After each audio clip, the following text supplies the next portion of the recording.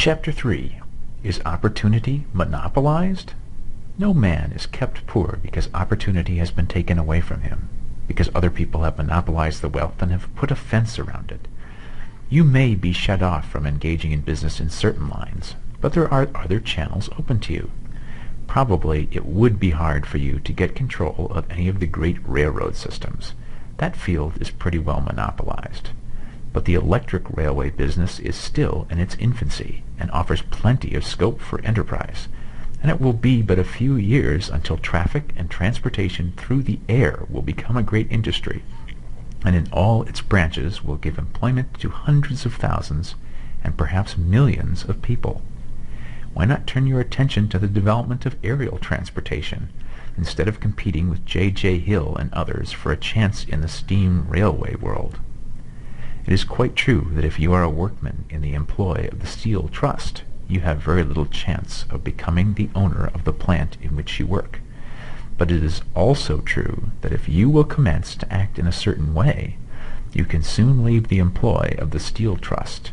You can buy a farm of from 10 to 40 acres and engage in business as a producer of foodstuffs. There is great opportunity at this time for men who will live upon small tracts of land and cultivate the same intensively. Such men will certainly get rich. You may say that it is impossible for you to get the land, but I am going to prove to you that it is not impossible, and that you can certainly get a farm if you will go to work in a certain way. At different periods, the tide of opportunity sets in different directions, according to the needs of the whole, and the particular stage of social evolution which has been reached. At present, in America, it is setting toward agriculture and the allied industries and professions. Today, opportunity is open before the factory worker in his line. It is open before the businessman who supplies the farmer more than before the one who supplies the factory worker, and before the professional man who waits upon the farmer more than before the one who serves the working class. There is abundance of opportunity for the man who will go with the tide instead of trying to swim against it.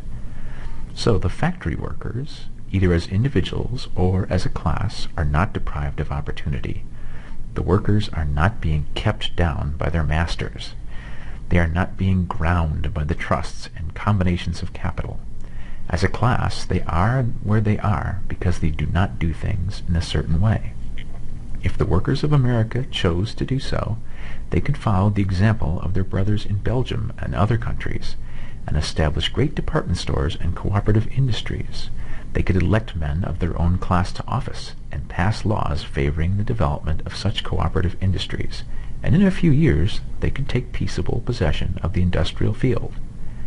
The working class may become the master class whenever they will begin to do things in a certain way.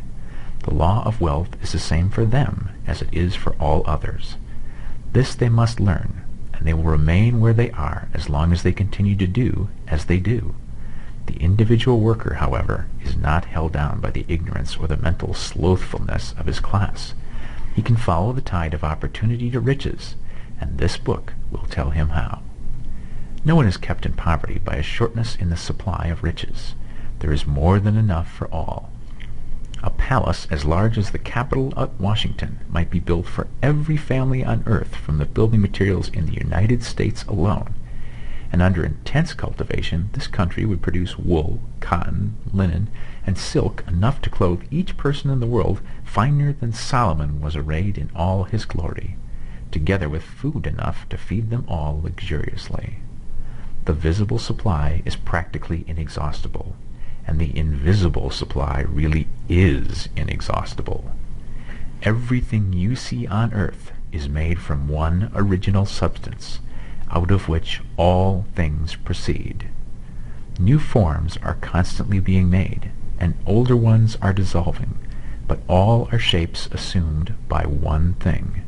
There is no limit to the supply of formless stuff or original substance. The universe is made out of it, but it was not all used in making the universe.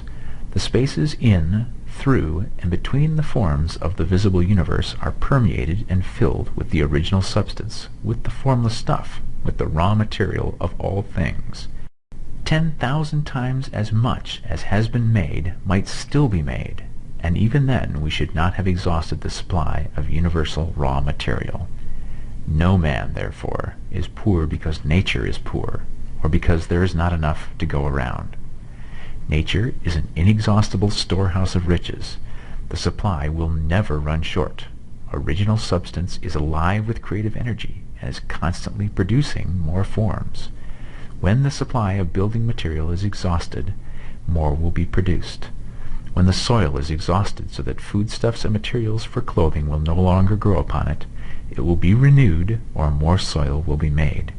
When all the gold and silver has been dug from the earth, if man is still in such a stage of social development that he needs gold and silver, more will be produced from the formless.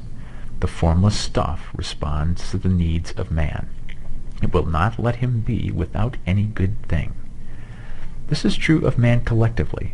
The race as a whole is always abundantly rich, and if individuals are poor, it is because they do not follow the certain way of doing things which makes the individual man rich. The formless stuff is intelligent.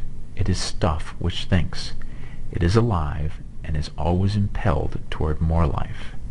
It is the natural and inherent impulse of life to seek to live more. It is the nature of intelligence to enlarge itself, and of consciousness to seek to extend its boundaries and find fuller expression. The universe of forms has been made by formless living substance, throwing itself into form in order to express itself more fully. The universe is a great living presence, always moving inherently toward more life and fuller functioning. Nature is formed for the advancement of life. Its impelling motive is the increase of life. For this cause, everything which can possibly minister to life is bountifully provided. There can be no lack unless God is to contradict himself and nullify his own works. You are not kept poor by lack in the supply of riches. It is a fact which I shall demonstrate a little farther on, that even the resources of the formless supply are at the command of the man or woman who will act and think in a certain way.